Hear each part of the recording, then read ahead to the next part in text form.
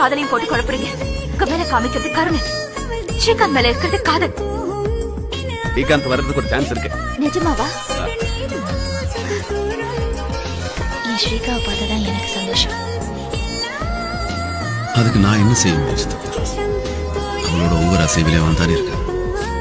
யாரு உனக்கு ஒன்றும் ஆகாது. என் லைஃப்ல நான் யாருக்காகவும் எதுக்காகவும் இது வரைக்கும் பிரார்த்தனை பண்ணதே இல்லை.